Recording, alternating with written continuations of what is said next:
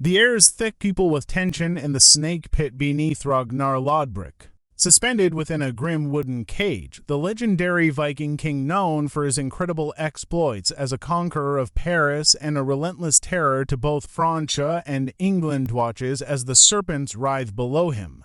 Dozens of adders coil and slither, their scales brushing against one another, producing a sound reminiscent of dry, rustling leaves. Above this scene, King Ella of the Anglo-Saxons gazes down, satisfaction etched across his features as he prepares to deliver the final blow to the man who has become a living legend. Ragnar Lodbrok does not plead for mercy. He does not shed tears of despair. Instead, as the venomous creatures strike, injecting their toxic poison into his veins, a deep, defiant laughter escapes his lips. In that bizarre moment of impending demise, he begins to sing a death song, one that will resonate across the North Sea, sending his final words back to his beloved sons. How the little pigs would grunt if they knew the fate of the old boar, he muses. The snakes go about their grim task, yet inside Ragnar's heart burns a fire that his executioners cannot extinguish. Though his body succumbs to the poison, Ragnar knows something they do not. This is not the end, but merely the beginning of something far more formidable.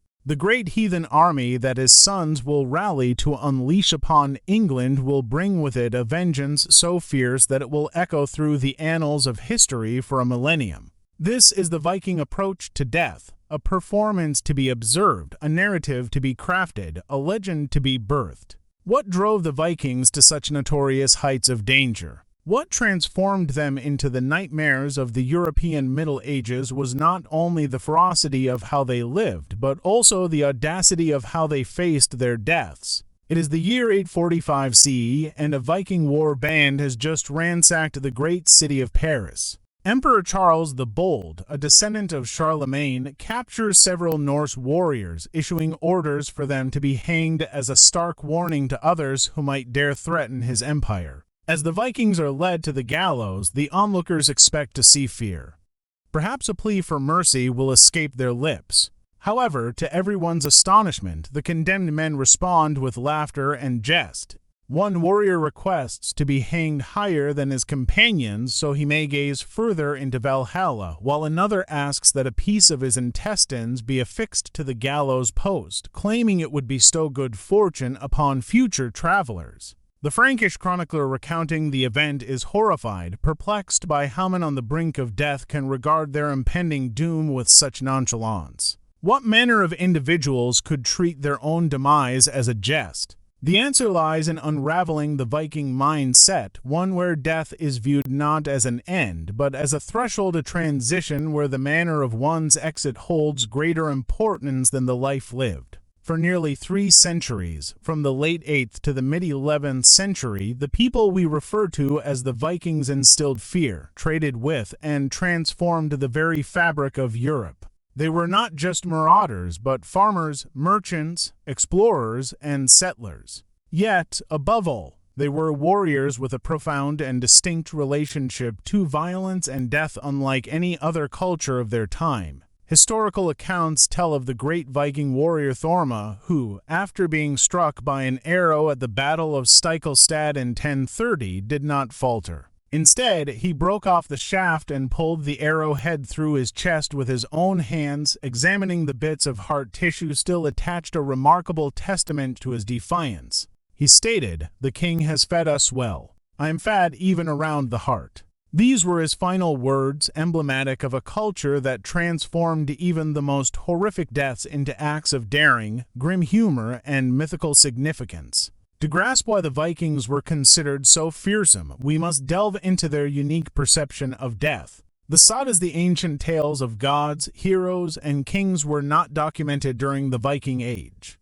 Rather, they were recorded centuries later in medieval Iceland, preserving oral traditions passed through generations. These tales intertwine history with elements of myth, reality with fiction, and memory with imagination. Yet, embedded within these narratives are profound insights into the psyche of the Norse people, how they perceived themselves, what they cherished, and, most crucially, how they confronted death. In their worldview, a good death held equal weight, if not more, than a good life. It was in the moment of death that a warrior showcased his true worth, his valor put to the test, securing his legacy within memory or perhaps in Valhalla. Consider the saga of Grettir the Strong, Iceland's most renowned outlaw. After years of evading his enemies and achieving legendary feats of strength and courage, Grettir meets his end on a desolate island. Weakened by illness, he becomes vulnerable to his foes. As they encroach upon him,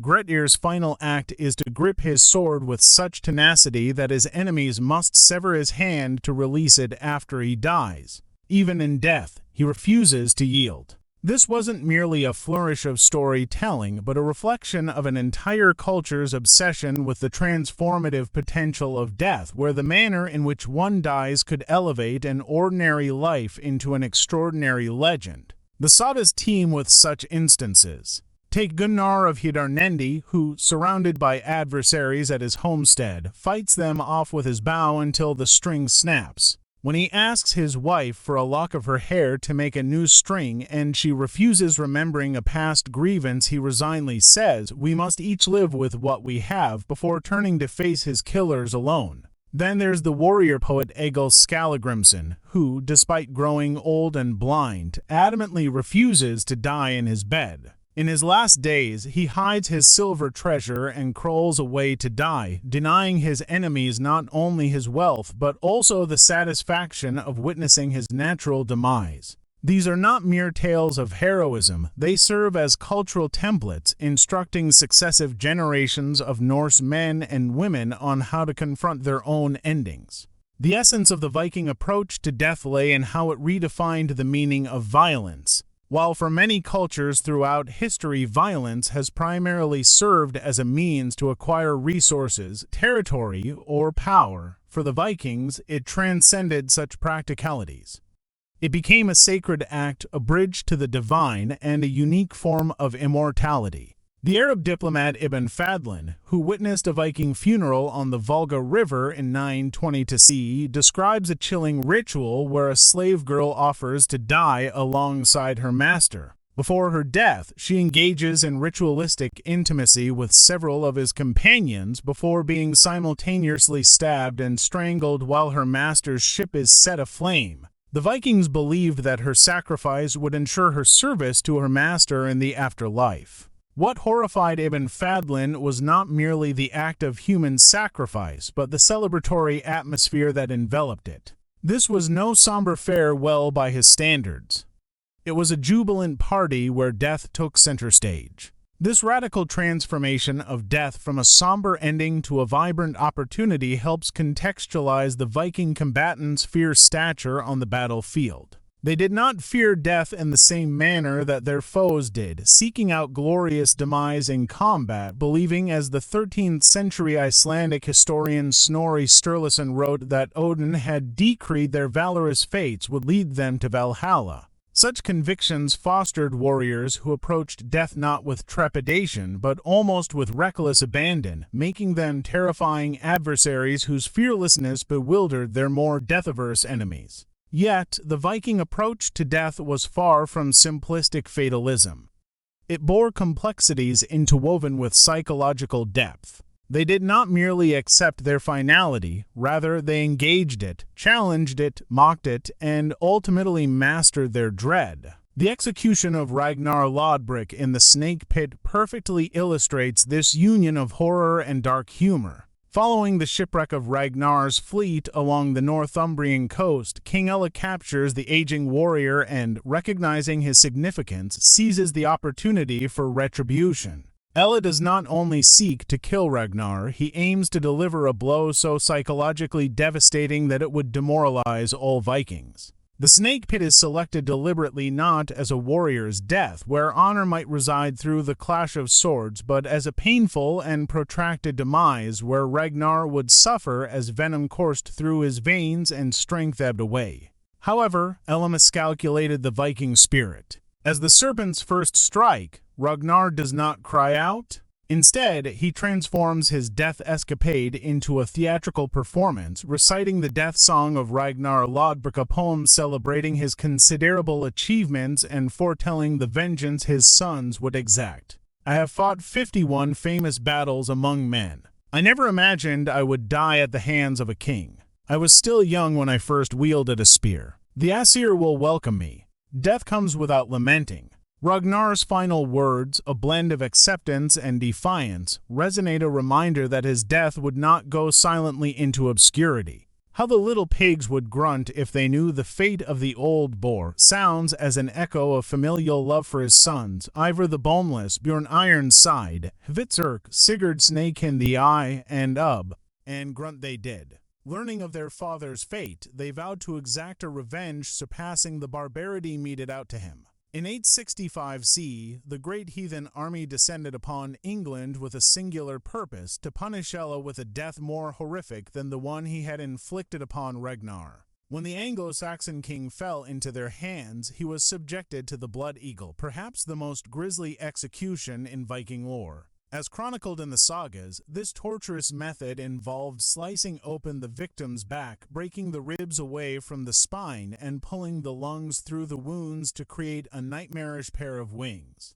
Salt was sprinkled into the gaping wounds. If the victim endured the agony without crying out, he might earn some measure of respect from the Vikings, though not his life. Did the blood eagle truly occur as depicted? Archaeological evidence remains inconclusive.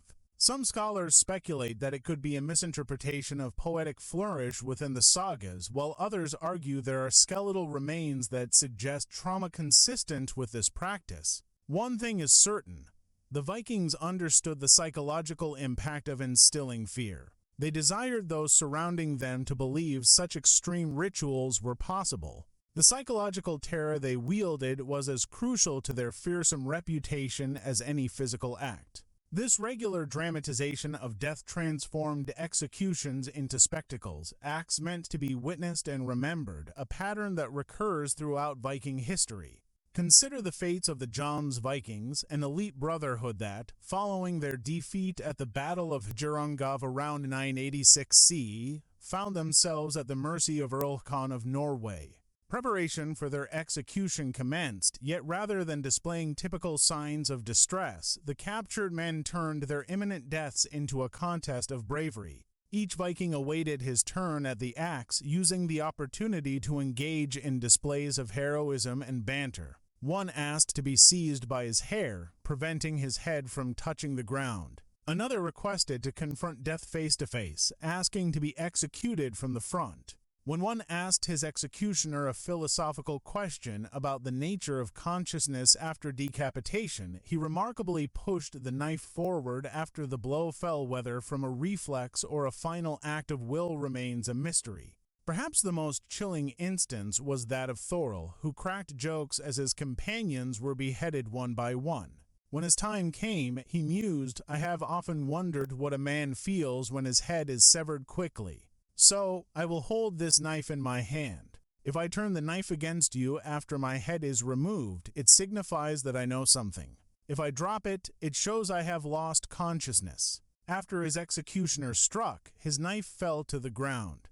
Yet, the saga recounts that his hands jerked upwards, complicating the narrative of his final moments. Earl Khan, astonished by their exhibition of nerve, ultimately spared the remaining Jomsvikings, underscoring how the performance of death had saved lives, a brutal spectacle that also served as psychological warfare. The terror does not rest solely in the Vikings' actions against others, but lies in their unwavering refusal to succumb to fear. The horror of violent deaths wasn't only in their physical brutality, though, undoubtedly present, but rather in what these events revealed about the Viking psyche. Here stood individuals who had vanquished humankind's most primal fear. How can one confront rivals who laugh in the face of terror? King Rolf Kraki and his champions exemplify this mentality. They find themselves surrounded in their hall by overwhelming enemy forces, death inevitable. Yet, even as flames consume their refuge, they exchange jokes about their impending demises.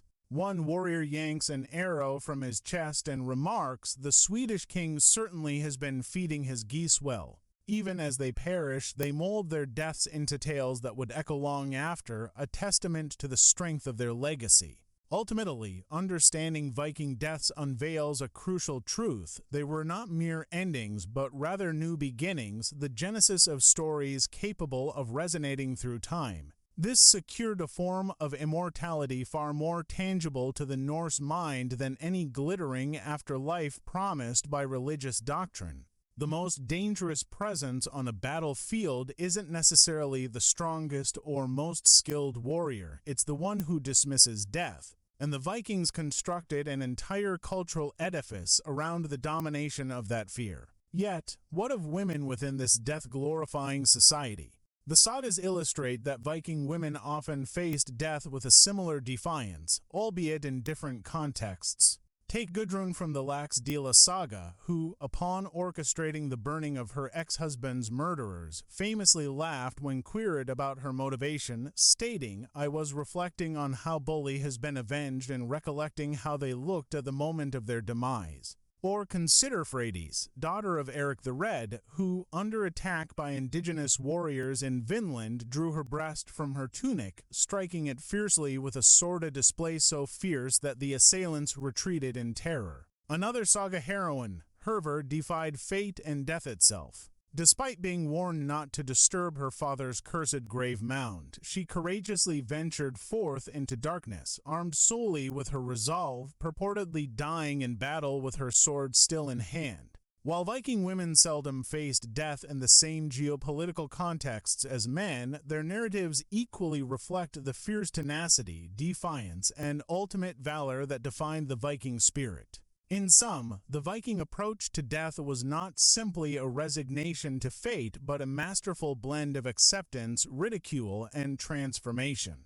Within the stories of both men and women, one finds not only a reflection of their values, but an enduring legacy of courage and defiance against the inevitability of mortality. In a world where death loomed prominently, the Vikings crafted a fearsome reputation not just through their conquests, but also through their fearless confrontation of death itself. Subscribe to our channel and press the bell icon to support our work and never miss an upload. Like this video, drop a comment, and share it with others to show your support and help us grow this historical community.